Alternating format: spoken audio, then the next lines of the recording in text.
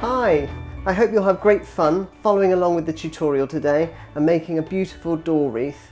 Everything you need is included in the kit. The only things you will need are a pair of scissors, and if you've got sensitive hands or filthy hands like me, you'll need a pair of gloves. And hopefully by the end of it, you'll have created something like this.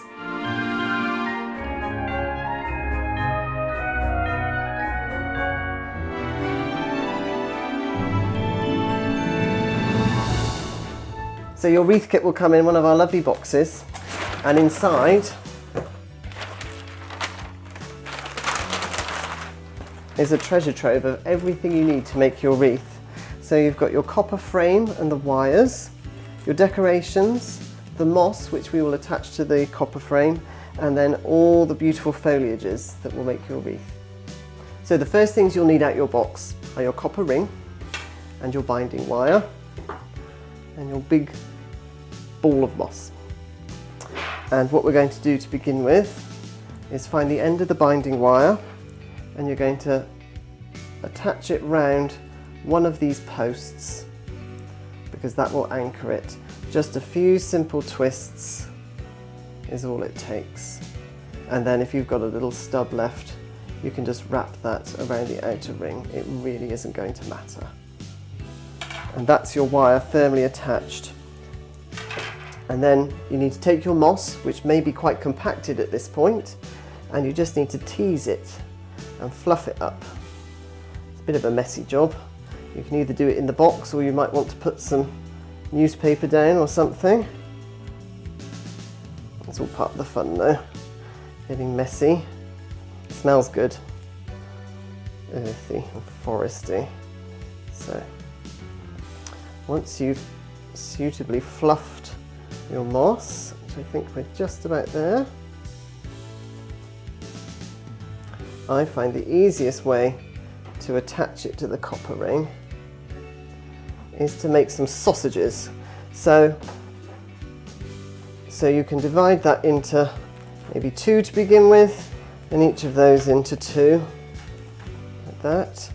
So we've got 4 sausages, and we have 4 quadrants on our copper ring.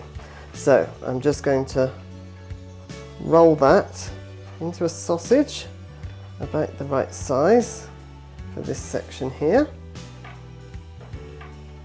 and I'm going to start binding it on. Now this is where it'll make a difference if you're left-handed or right-handed. So I'm right-handed, which means I'm going to place the material here and bind it on like this. And you want the wire to be at the bottom of the wreath, so you're going over the middle and under, and then you can give it a really good tug. I can't emphasize that enough. It's really important to make sure that each bind is nice and tight. So you're just going to work the wire around, good maybe inch and a half between each binding. This is really the first layer, so it doesn't matter too much. And what the moss does is it provides a nice firm base that we can attach the foliage and the decorations through. It also provides moisture so that your wreath stays looking brilliant all through Christmas. So, next sausage. Place like that. And just bind away.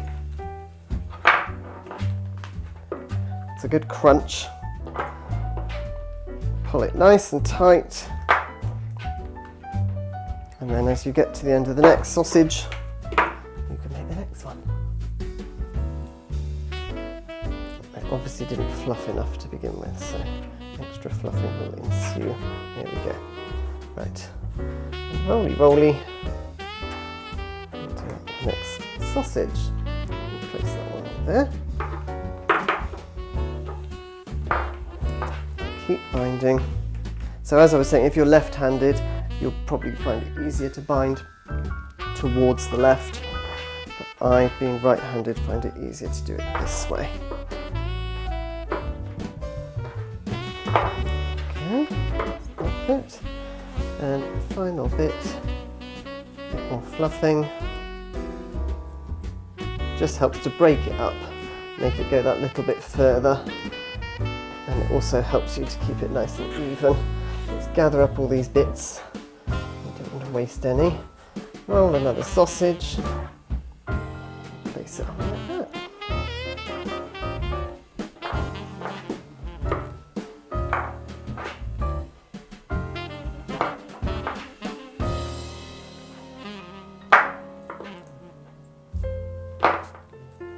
There we go.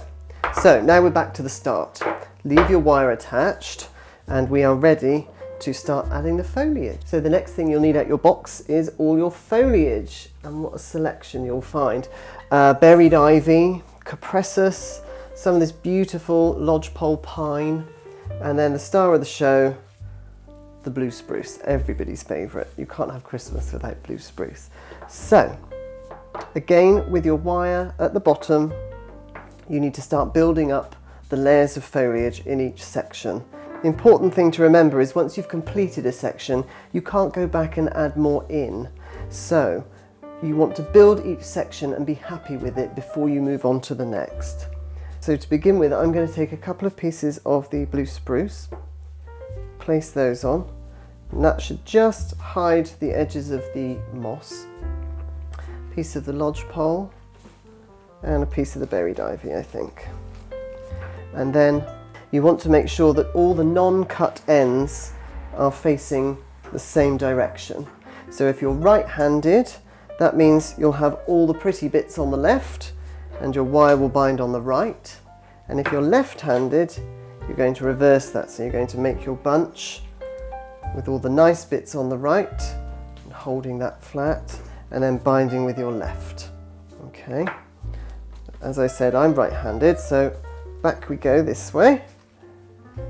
And I'm just going to wiggle the wire through all the little teeth of the pine underneath. A really good pull, and you can see that it actually pulls it down, and then a second one a finger's width away from the first wire. Then you're going to move your wire on a couple of inches like so, and then you're ready to add the next piece. So you can see that everything will go in the same direction, and that's why it's so important to make sure that you're happy with that before you move on. So it would be impossible to add all the blue pine in and then come back with the cupressus, because what we're doing is we're hiding this wire as we build up each layer. Just get rid of these little fluffy bits of moss. Let's put a little bit of this pretty cupressus in here. So in that one I've got 2 bits of blue pine and a piece of the cupressus, but you can mix it up, do whatever makes you happy. It doesn't have to be the same in every bunch. Piece of this. The blue spruce is particularly good for blocking out the moss as you go. Another piece of the ivy and maybe some cupressus in that one as well. Pop him underneath. So you can see it actually builds up very quickly. Good tight bind there. Move on. And ready to add the next bunch. And you just keep going until you get back to the start, and I can show you what to do when you get back to here.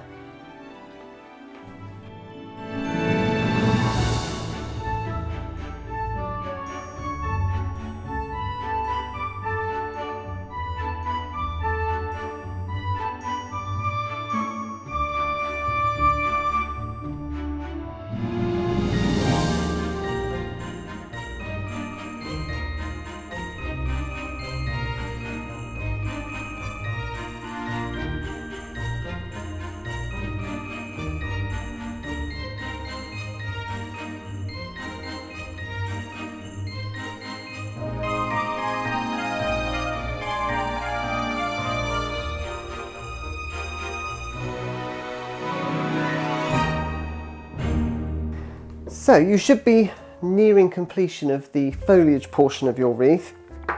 Once you've built it back up and you're nearly to the start, what you need to do is, as you layer in these pieces, you need to push these gently out the way. They should all be really tightly bound in, so it shouldn't be a problem. And we're going to tuck the last few pieces underneath, and then when we let go, it should just be a continuous circle. So I'll show you what I mean. I think I probably need to do maybe 2 more steps to get to the finish. Start to get picky now, trying to pick all the best bits. But to be honest, they're all the same. You could spend hours trying to pick out all the nice bits, and then when you get to the end, you have to use what's left because there's nothing else to choose. So that's 1. And this is 2. Pop a bit of this in. Good presses there. My last piece of lodgepole. I'm going to have him on the inside, I think. Just layering in as we go. One hand keeping everything in place. And then you can see here, I'm just about there. So it's a bit of a fiddly one, but if you're doing this with a friend, you can hold each other's out the way, can't you? So that's almost complete. I think I don't need to put in an entire bunch. You can probably see it looks a little bit thin here, so I'm just going to add in a couple of bits just to really finish it off.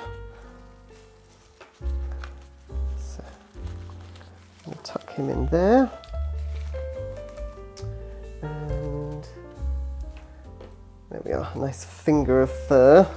Pop that there. Another little piece going in there. And that, I think, hopefully.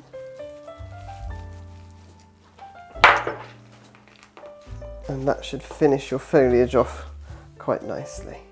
So, once you're happy with the overall shape, you just want to go over the same spot a couple of times. And then, this is the bit that people always find really scary, is to flip it over. So everything's nice and secure, and you're going to take about 6 inches of wire, cut that off. And what you need to do is you need to stitch through the copper ring. If you remember, there's a ring at the top, a ring at the bottom, and then there were 4 posts going through. And we just want to take it over this copper ring, which you may or may not be able to see, but chances are if you push into the moss a couple of mils, you'll find that ring. And you're going to do that really tightly, just a couple of times. And then on the 3rd time, you're going to pop your thumb in there so you can't pull it all the way through. You're going to twist that, and then this bit, you can return the sharp end into the moss, and that will be safe and sound, not to be found. And then this is the really scary part, where you just want to give it a little shake, make sure everything's solid. There we are. So that's the foliage part complete. So depending on which kit you've bought, the decorations may vary, but I will show you how to attach all of these here, and you will have a different variation, but the technique will be the same. You'll also have your ribbon for your bow, and we will start with that now. I personally like to put my bow at the top, but there's nothing to say that you can't make your bow at the bottom. You could do it at, say, 4 o'clock, or you could do it at 8 o'clock. Entirely up to you. But for today, I'm going to do it up at the top. So, you want to take your length of ribbon. This is the lovely grey velvet we've got here, and find the centre. And what I find easiest is to think of it as putting a scarf around your neck, or someone else's neck. So to make your bow, you'll have to pretend there's somebody else there. And you want to take it around their collar and cross them over at the front, like that. And then you're going to find the centre and bring all those bits together. And there you can see you've formed your bow. It's a very floppy ribbon, but you can see that's how your bow will be made. All right. I'm going to do it flat on the table, and you can have another look. So, find the centre of your ribbon. You cut yourself a length of wire, because once you've made your bow pretty, you won't want to let it go. So a length of binding wire, just 6 or 8 inches long, doesn't need to be huge. Then find the center point of your ribbon. Take one tail over there, the other one has naturally gone where I need it to anyway. And you can just find the center, gather it all together, make sure you're happy with the size of the loops. I think that loop's looking a little bit large, so I'm just going to bring those a bit shorter so that the tails are longer. And you're just going to pinch and gather as you go. And try and hold that with thumb and index finger. Take your wire, carefully feed it over the middle. Pull both to the back. This is where it pays not to have had too much to drink before you get to this stage. Then you can just pull all of that forward and twist that wire tightly. And that wire is actually invisible now because we've done that nice and tight.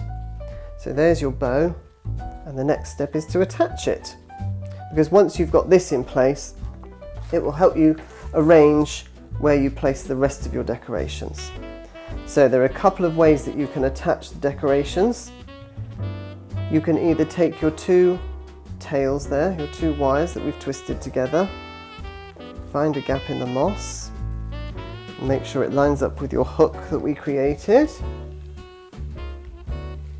And you can just feed it through. Usually, it takes a bit of patience. Sometimes you just need to tidy up the end of your wire. There we go.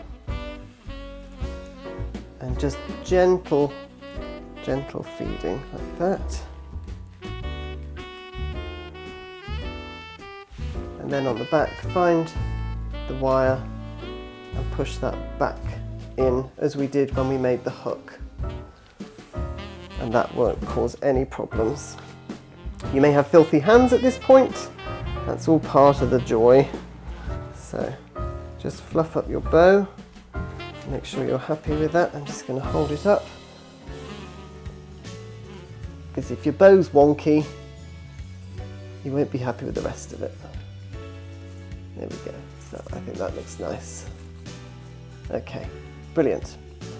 So now I'm just going to take a moment to arrange the decorations that came with the kit, just to make sure I'm happy with their placement before I attach anything, because at this point you can just move things around, and you might decide you don't want to use them all, or you might decide you've got some special ornaments that you'd like to include. You've got wire here, so I'm sure if it's not one of these if it's not one of these pieces, then you can find a way to attach it. So just sort of arranging where I think I want things. Maybe a couple of slices up there. These are quite nice in pairs. I think that looks, it's got a bit more impact that way.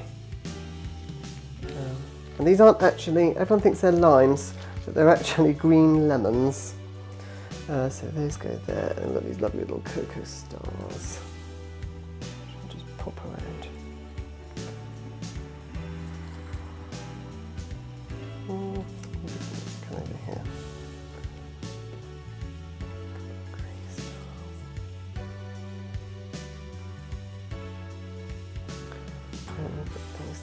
Again, these might be nice wired in pairs. Maybe just individual, I'm not sure I'm going to use them all. Oh. But just have a play around until you're happy with how it's looking.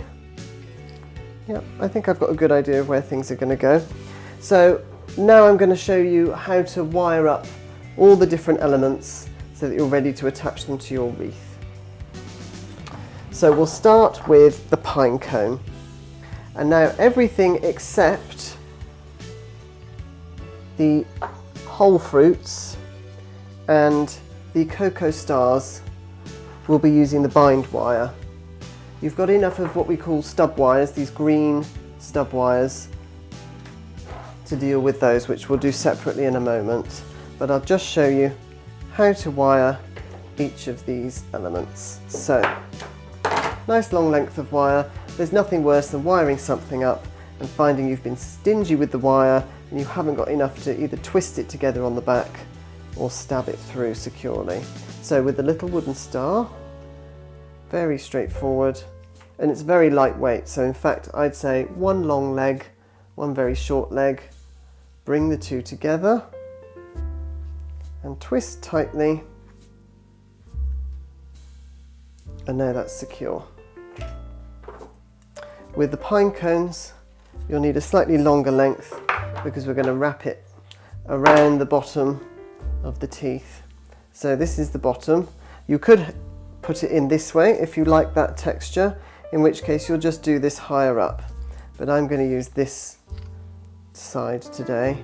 So I'm just wrapping around the bottom teeth, pull it tight, and then bring those two wires together and just give it a good old twist. And with these I've left two long legs, like that. With the fruit slices,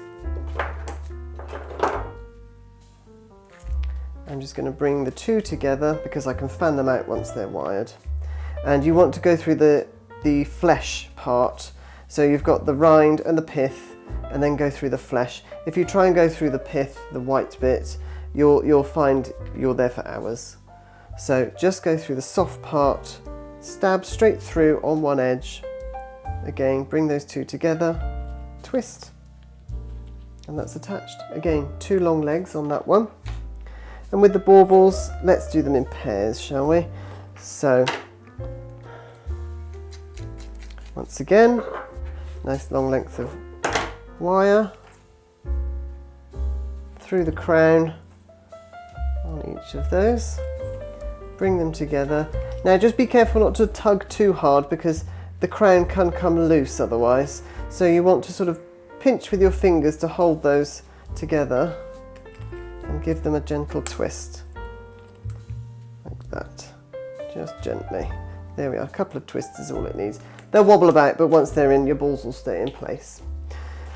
Your cinnamon comes pre-wired, you'll be very glad to know, because this is a really tedious job.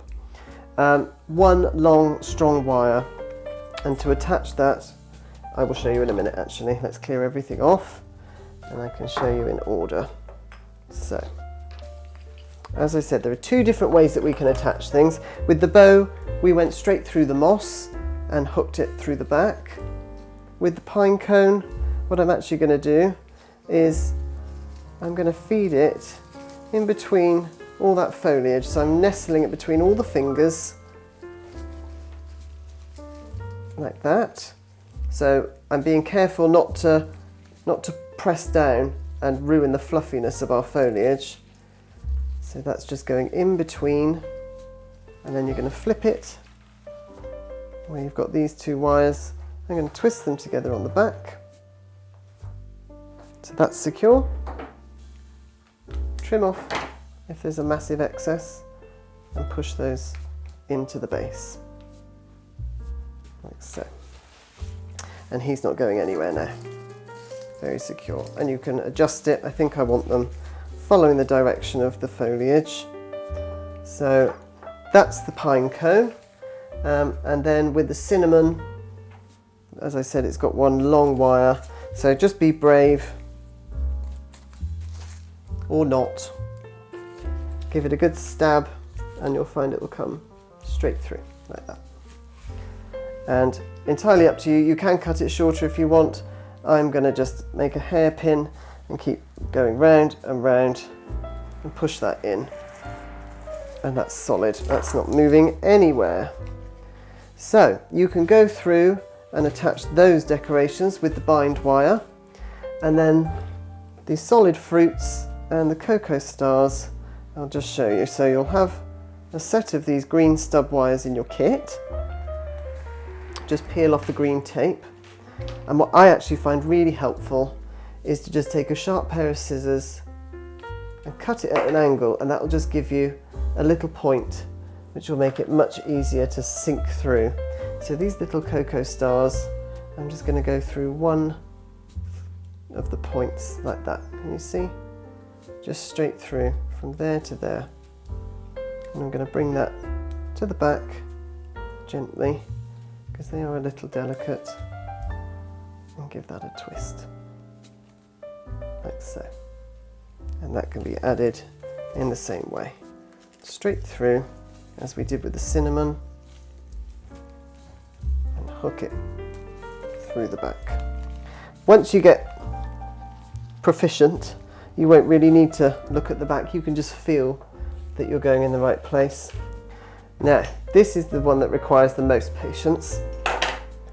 So again, cut your wire to a nice point if you can. Can you see that shiny point there? And then if you look at your fruit, you'll see that most of the slits are made opposite one another, and that's really where you want to aim for. So I'm going to push through. Oh, first time, that is very rare. So just persevere and be patient, and try not to lose your temper with the wire, because you'll end up with a big bendy piece of wire. So he's attached now. And that's how we do all the decorations. So I will attach these now, and you do the same. Right, okay.